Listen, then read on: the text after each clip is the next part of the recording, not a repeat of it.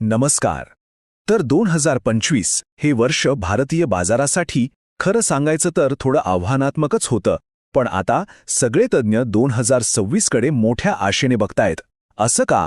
चला तर मग त्यांच्याच दृष्टिकोनातून समजून घेऊया की भारताच्या आर्थिक भविष्यात पुढे काय संधी दडल्या आहेत.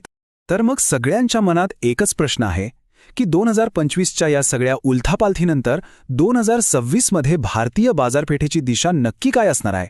काय म्हणतायत तज्ज्ञ? चला सुरुवातच एका जबरदस्त कोटेशनने करूया. दीपन मेहता, जे एलिक्झिर इक्विटीजचे डिरेक्टर आहेत, ते म्हणतात की 2025 हे एक छुपे मंदीचे बाजार होतं. आता ह्याचा अर्थ काय? म्हणजे बघा, वरवर पाहता बाजार स्थिर वाटत होता, पण आतून अनेक शेअर्समध्ये मोठी घसरण झाली होती. आणि त्यांचं म्हणणं असं आहे की अशाच सुस्त काळानंतर एका मोठ्या रिकव्हरीची म्हणजे तेजीची पायाभरणी होत असते. आणि ही गोष्ट फक्त बोलण्यापुरती नाहीये, आकडेवारीतण हेच सांगतेय. HSBCच्या डेटानुसार सेन्सेक्सने जेमतेम 60% परतावा दिला आणि स्मॉल कॅप्स तर चक्क तोट्यात होते. याच परिस्थितीला तज्ज्ञ छुपे मंदीचे बाजार म्हणतात.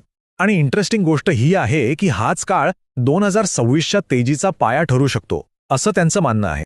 ठीक आहे, मग प्रश्न असा येतो की असं नेमकं काय बदलणार आहे ज्यामुळे 2026 मध्ये बाजारपेठ पुन्हा उसळी घेईल अशी सगळ्यांना अपेक्षा आहे. चला यामागचे जे प्रमुख घटक आहेत ते एक एक करून समजून घेऊया. तर बघा, इथे मुख्यत्वे 4 गोष्टी एकत्र येत आहेत. एक म्हणजे कंपन्यांच्या कमाईत वाढ होण्याची दाट शक्यता आहे. दुसरं, सरकारकडून जीएसटी कपातीसारखी काही धोरणं येऊ शकतात. तिसरं, आरबीआयकडून व्याजदर कमी होण्याची अपेक्षा आहे. आणि चौथं म्हणजे जागतिक पातळीवर जे बदल होत आहेत ते भारतासाठी अनुकूल ठरू शकतात. चला तर मग आता 2026 साठीच्या पहिल्या मोठ्या इन्व्हेस्टमेंट थीमबद्दल बोलूया. ही थीम आहे देशांतर्गत इंजिन. म्हणजे काय? तर ही पूर्णपणे भारताच्या आतून येणाऱ्या मागणीवर म्हणजेच देशांतर्गत वापरामुळे चालणाऱ्या क्षेत्रांवर केंद्रित आहे. आणि या देशांतर्गत इंजिनचा सर्वात महत्त्वाचा भाग कोणता असेल तर तो म्हणजे बँकिंग आणि फायनान्स सेक्टर. कारण असं आहे की कर्जाची मागणी चांगलीच वाढतीये, बँकांची आर्थिक स्थिती सुधारतीये. त्यामुळे HDFC बँक आणि SBI सारख्या मोठ्या बँकांना या वाढीचा सर्वात जास्त फायदा होऊ शकतो, असं तज्ज्ञांचं स्पष्ट मत आहे. आता बँकांसोबतच या देशांतर्गत इंजिनला दुसरी मोठी ताकद कुठून मिळणार? तर ती लोकांच्या खर्चातून, विशेषतः ग्रामीण भागातून मागणी वाढण्याची मोठी अपेक्षा आहे. आणि जर असं झालं तर याचा थेट फायदा FMCG आणि ऑटोमोबाईल कंपन्यांना होताना दिसेल. या संदर्भात एक खूप इंटरेस्टिंग संकल्पना आहे, ती समजून घेऊया. Penetration story. आता हा शब्द जरा जळ वाटेल, पण याचा अर्थ एकदम सोपा आहे. जेव्हा मोठ्या ऑर्गनाइज्ड कंपन्या छोट्या अनऑर्गनाइज्ड दुकानदारांकडून किंवा व्यवसायांकडून मार्केट शेअर मिळवतात किंवा जिथे एखाद्या वस्तूची किंवा सेवेची मागणी पुरवठ्यापेक्षा खूपच जास्त असते, त्याला पेनिट्रेशन स्टोरी म्हणतात. आणि याची उदाहरणं आपल्या आजूबाजूलाच आहेत. बघा, क्विक कॉमर्स कंपन्या किराणा दुकानांचा व्यवसाय कसा आपल्याकडे खेचत आहेत, किंवा टायटनसारखं ब्रँड स्थानिक सोनारांकडून मार्केट मिळवतोय. चांगल्या आरोग्य सेवेसाठी लोक मोठ्या हॉस्पिटल्सकडे वळत आहेत. हे सगळं काय आहे? ही सगळी पेनिट्रेशन स्टोरीचीच उत्तम उदाहरणं आहेत. ओके, तर ही झाली देशांतर्गत वाढीची गोष्ट. आता वळूया दुसऱ्या मोठ्या थीमकडे, जागतिक भरारी. नावाप्रमाणेच ही थीम अशा क्षेत्रांवर केंद्रित आहे ज्यांना सुधारलेल्या ग्लोबल ट्रेडचा म्हणजेच वाढत्या निर्यातीचा थेट फायदा मिळू शकतो. आणि या थीममध्ये सर्वात आधी नजर जाते ती IT सेक्टरकडे. फक्त हा एक आकडा बघा, $176.3 अब्ज.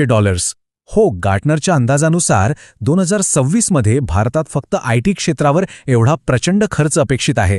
हा एकच आकडा या क्षेत्राची ताकद दाखवून द्यायला पुरेसा आहे.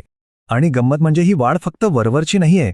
आपण जर या खर्चाचं ब्रेकडाऊन पाहिलं तर प्रत्येक सबसेक्टरमध्ये दमदार वाढ दिसतेय. विशेषतः डेटा सेंटर्स आणि सॉफ्टवेअर बघा, जिथे अनुक्रमे 20% आणि 17% जास्त वाढ अपेक्षित आहे.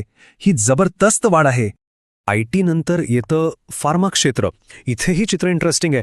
देशांतर्गत आणि युरोपियन मार्केटमध्ये चांगली मजबूत वाढ दिसतेय. ही वाढ अमेरिकन मार्केटमधल्या थोड्या सुस्तीची भरपाई करू शकते. त्यामुळे एकंदरीत पाहिलं तर फार्मासाठी सुद्धा चित्र सकारात्मकच दिसते. पण एका क्षेत्राबद्दल मात्र तज्ज्ञांमध्ये 2 गट पडलेले दिसतात, आणि ते म्हणजे संरक्षण क्षेत्र. एका बाजूला सरकारचा मेक इन इंडियावर प्रचंड जोर आहे, मोठे टार्गेट्स आहेत. पण दुसऱ्या बाजूला काही तज्ज्ञ सावधगिरीचा इशारा देत आहेत. त्यांचं म्हणणं आहे की या कंपन्यांचे शेअर्स आधीच खूप महाग झालेत आणि प्रत्यक्ष उत्पादन सुरू करण्यात म्हणजे अंमलबजावणीत मोठे अडथळे येऊ शकतात. ठीक आहे, आपण संधींबद्दल तर खूप बोललो, पण म्हणतात ना, प्रत्येक नाण्याला दोन बाजू असतात. चित्र नेहमीच गुलाबी नसतं. त्यामुळे 2026च्या बाजारपेठेसमोर संभाव्य आव्हानं आणि धोके काय आहेत यावरही एक नजर टाकणं तितकंच महत्त्वाचं आहे. इथेही मुख्यत्वे 4 धोके समोर दिसतायत. एक म्हणजे जगभरात वाढत असलेला भूराजकीय तणाव. दुसरं, कंपन्यांची कमाई जर अपेक्षेप्रमाणे वाढली नाही तर तो एक मोठा धोका आहे. तिसरं, अमेरिकासारख्या मोठ्या निर्यात बाजारांमधले कडक नियम. आणि चौथं म्हणजे मोठ्या कॅपिटल इंटेन्सिव्ह क्षेत्रांमधली अंमलबजावणीची जोखीम. या गोष्टींवर लक्ष ठेवावं लागेल. तर मग या सगळ्या संधी आणि धोक्यांचा विचार केल्यावर गुंतवणूकदारांनी नक्की काय करायला हवं? 2026साठी त्यांची रणनीती, त्यांचा प्लेबुक कसं असायला पाहिजे? यावर जवळपास सर्व तज्ज्ञांचा सल्ला अगदी स्पष्ट आहे. ते म्हणतात की 2026ची तेजी ही सरसकट सगळ्यांसाठी नसेल. ही वेळ बाजारात डोळे झाकून पैसे लावण्याची नाही, तर एका कुशल माळ्याप्रमाणे विचारपूर्वक निवडक कंपन्यांची निवड करण्याची आहे.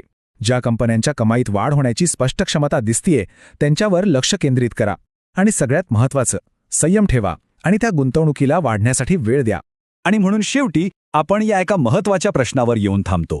2026साठी खरा प्रश्न हा नाहीये की बाजार वाढेल की नाही, तर खरा प्रश्न हा आहे की बाजाराचे कोणते भाग वाढतील. आणि याच प्रश्नाचं उत्तर शोधणं हेच 2026मधलं गुंतवणूकदारांसाठी सर्वात मोठं आव्हान आणि संधी असणार आहे.